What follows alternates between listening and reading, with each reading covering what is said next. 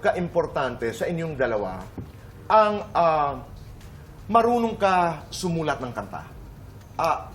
Gaano kahalaga yan as a singer? Kasi pag marunong kang sumulat ng mga songs, Tito Boy, naibabahagi mo yung parte ng pagkatao mo sa ibang tao.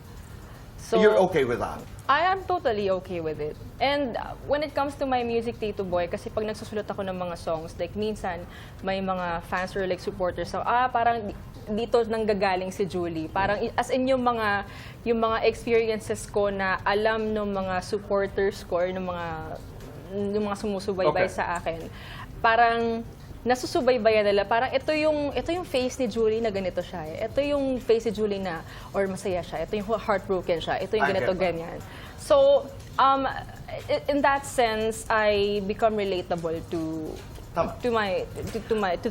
I only ask, kasi iba-ibang opinion. I had Renz Verano the other day. Umaawit siya ng mga kanta na sinusulat ng iba. Kasi ayaw niya panghimasukan yung kanyang pribadong buhay. I don't want to tell my story because the story of my family and my kids, and I totally respect that, is mine.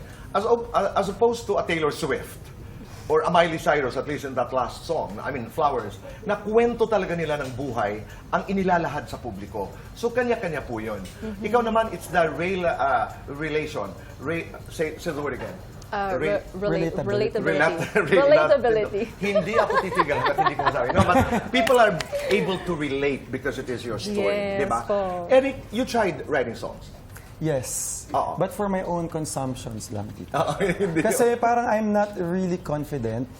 Pag i-release ko na siya, pag i-record ko, parang after ko mapakinggan, parang hindi ako nagagandahan. Okay. Alright. So, pang sarili ko na lang po. I think may ganyan naman talaga. Meron din akong ganyan, Tito Boy. Yung parang feeling ko baka hindi nila magustuhan. Pala feeling ko pangit. Parang ayoko, wag na lang. Parang may ganun talaga, Right. Tito Boy. So parang tinatago na lang din namin. The best artists are the most insecure. That's a general thing. Totoo yan. Yung naghahanap ka lagi, naku, I'm not good enough, etc. Pero lalabang ka sa dulo. Paano nyo pinangangalagaan ng boses? So very yet, may mga ritual. Marami tayong mga singers na kilala. Just before a concert, may, jogging, to relax. What is yours? Ako po, bukod sa vocal exercises, What is your go-to vocal exercise? Yung lip and tongue trill. Yun. show us. Okay. Because that relaxes. Yeah. So may tunog. It opens up your vocal cords. Okay, and the other one is? The tongue trill.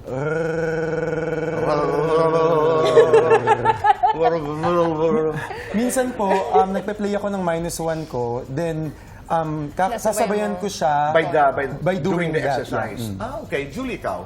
Ako yung pag-relax kasi yung face, like lahat.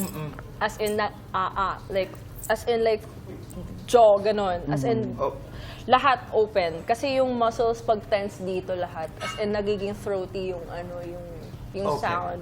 May It mga has to come facial from here. din. Facial Paano? exercises. I mean, you touch your face Yes. para you ma-relax. touch your face. And Para then yung hands, kailangan talagang relax ka. May mga singers, ayaw nila may kausap before singing. May mga singers naman na okay Daldal. lang. Meron, they focus on the song. Ano ang inyong estilo? Depende. Depende sa mood, Tito Boy. Depende. Kasi minsan madaldal ako kapag bago ako kumanta. Kasi para ma-relax ako. It's also one way na para ma-relax din ako. Like sometimes, may, ayoko din like kumakausap ng iba muna. Kasi gusto kong nire-reserve yung boses Right. ko. Ikaw, Eric? Ako po, most of the time, gusto ko tahimik lang. Kasi ini-internalize ko yung mga mangyayari sa show. Okay. So, nagdadasal, nag-iisip kung ano yung mas maganda ko pang maibahagi sa mga tao. Relatability. Nasabi ko. Hindi na kamakaya. No, pero kanya-kanya, di ba? Kanya-kanyang Yes, Tito. estilo, ika nga. Yes po. And we're looking forward to Lovebound. Again, this is March 2 at the Newport Performing Arts Theater. Yes. Did I get it?